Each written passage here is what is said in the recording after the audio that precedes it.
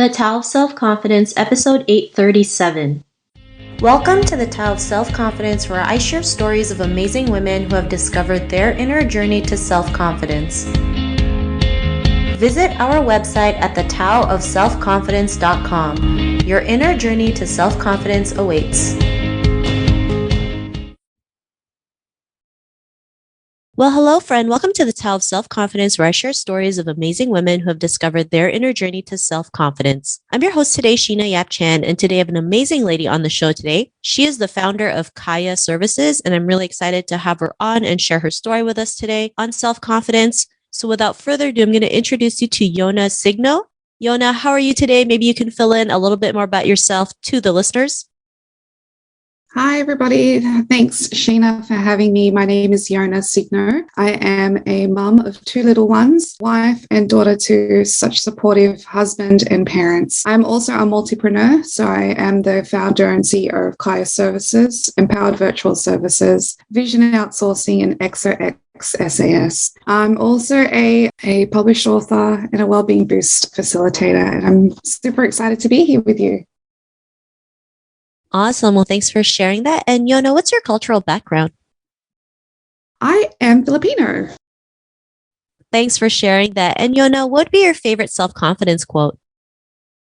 Okay, the first quote that came to mind is a quote by Maya Angelou. It's one of my favorite quotes.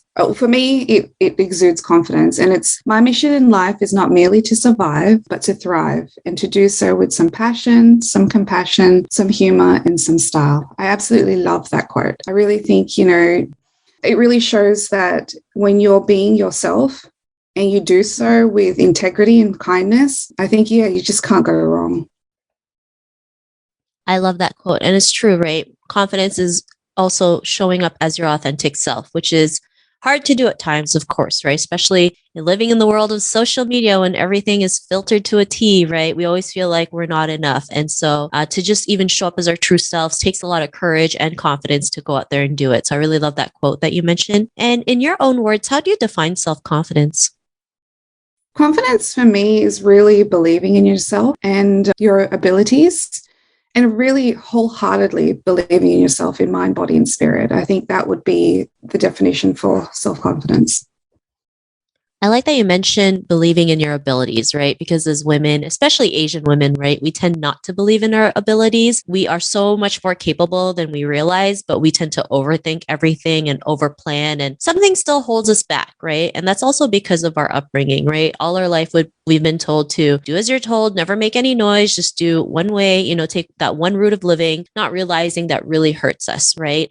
When something wrong happens to us, we're told to just keep it to ourselves. And that's why our mental health deteriorates, because we feel like we need an outlet to let it out, which is what we're supposed to do, versus keeping everything in. So I just love that you mentioned believing in your abilities, because I want people to realize they are so capable of going out there and doing their own thing, forging their own path. And sometimes you just need a reminder and a support system that can help you do that. So thanks for sharing that. And Yona, what was your life like before your discovery of self-confidence?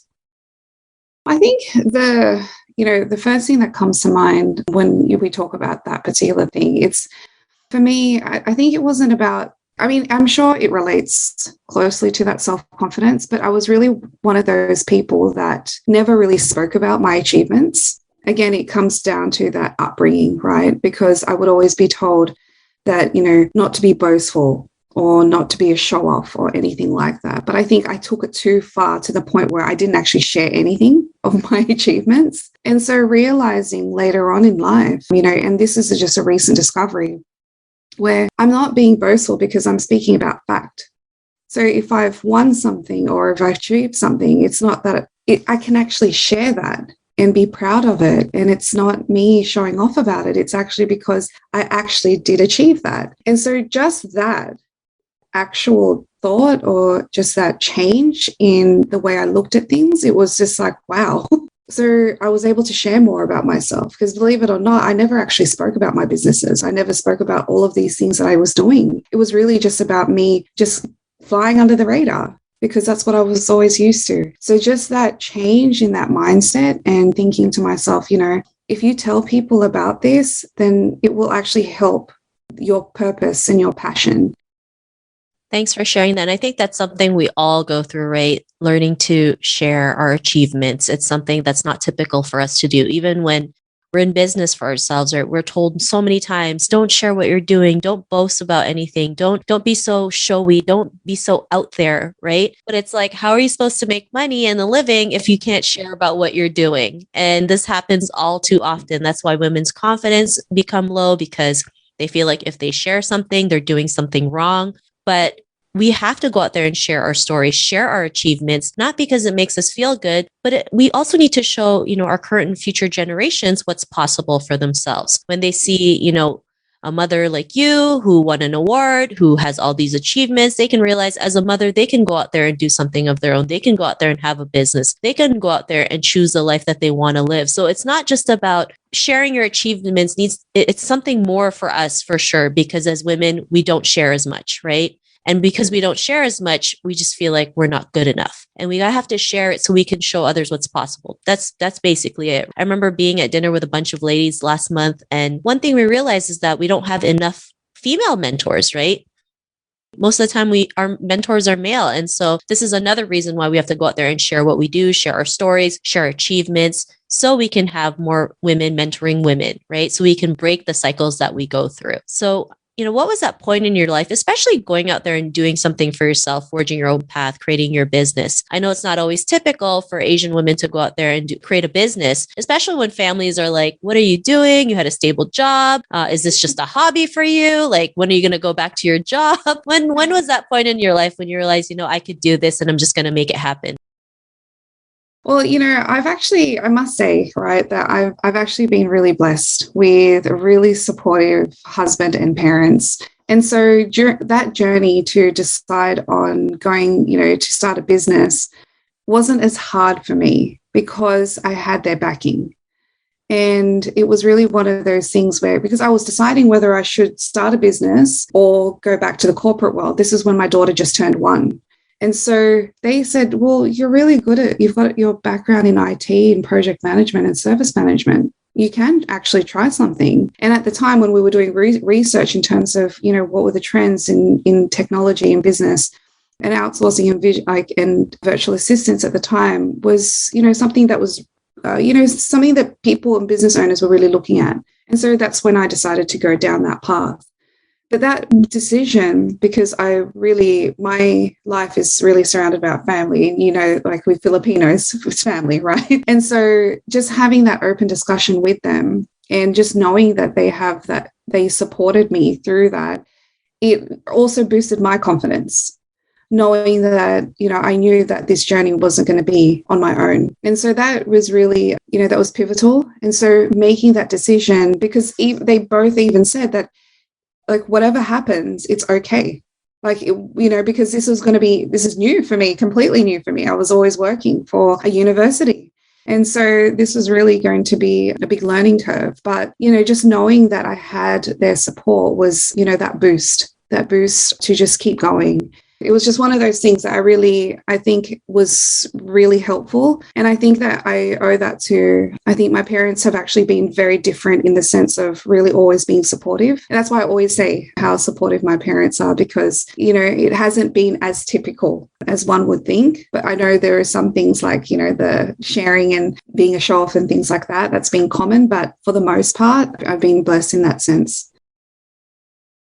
I love it. I know sometimes it's hard to get that support, right? Especially coming from a culture where we're not supposed to ask for help. It's going to look too weak, or we're asking for a handout. But that support is so important, right? It made your decision a lot easier because someone had your back, right? And not all of us have that, especially for women entrepreneurs, right? We always feel like we're alone. We always feel like we have to work 100 times harder, prove to ourselves 100 times more than others because we don't have that support. And that's why support systems like this podcast and having groups and creating books is so important, because if you don't have that family support or your friend support, at least you have this as a support. At least there's stories that you could hear where they were in the same situation as you, but were able to come out of it. And so I always tell people there's no shame in asking for help, because actually asking for help is what will help you build you up faster, right? When you do things together versus doing everything by yourself. So I really love that answer. And,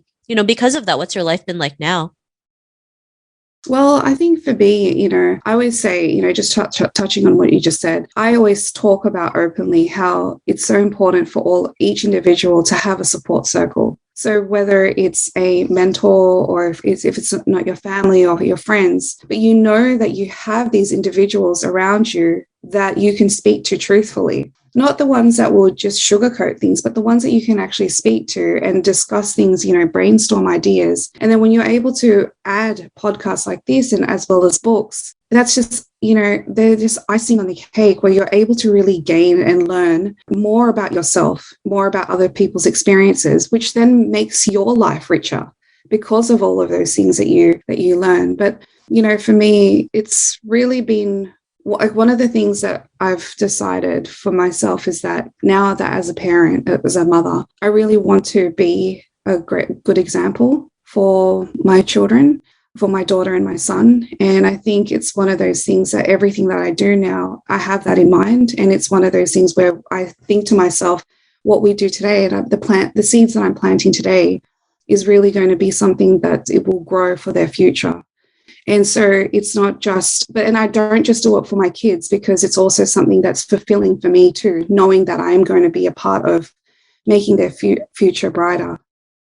No worries. And it makes a huge difference when you're doing it for someone that's bigger than you, right? Your kids, right? You want to have a better future for them. You want to set them up so that they don't have to go through what you went through back then, right? And so, I mean, even something is that everyone can relate to because all mothers want to do something for their kids, right? And so they can come to you and be like, what did you do to set your kids up and things like that. So I love that you mentioned that. And to the woman who's listening to your episode, she may be in her own journey to self-confidence. What would be that one tip you would give to her? Back yourself 100%. We need to look within ourselves first before we can, ask others. Believe in yourself and back yourself in everything that you do. And to add to that, do so with integrity. And I think, if we're able to do these things and able to sleep at night, I think we'll be okay. And so, yeah, for me, just back yourself and do it with integrity. I love that. And I love that you mentioned doing things with integrity because I think that's so important. Sometimes we get blinded by the money, right? And we tend to do things that we're not proud of or that is just unethical or immoral. And we have to take a step back and realize, what would be the long-term consequences when you do this, right? Of course, we live in a world where we always want short-term gain or, fast results. But sometimes we need to step back and realize just because I don't have the results now doesn't mean it won't happen later on. And for me, I'd rather do it with integrity than, doing it the wrong way. So I really love that you mentioned that. And I just wanted to say thank you. And if our listeners wanted to get to know a little bit more about you, what you do, or if they need some of your services, is there any links or social media profiles we can connect with? Yeah, sure. So you can follow me on Instagram, Yona at Yona Signo. I'm also on LinkedIn, Yona Signo. And I've also got a website, yonasigno.com. So all of my businesses can be found there. So yeah, I look forward to connecting with like-minded individuals. Thank you so much, Sheena, for having me.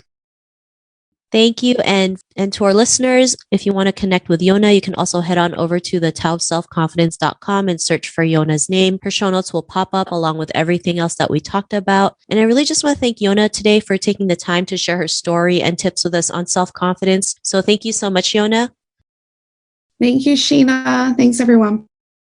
Thanks again. And to our listeners, be on the lookout for another new episode of another amazing woman's journey to self-confidence. And we'll talk to you soon. Bye for now.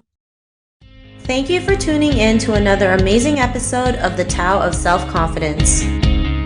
Visit our website at thetaoofselfconfidence.com to check out cool resources, blog articles, show recaps, and so much more.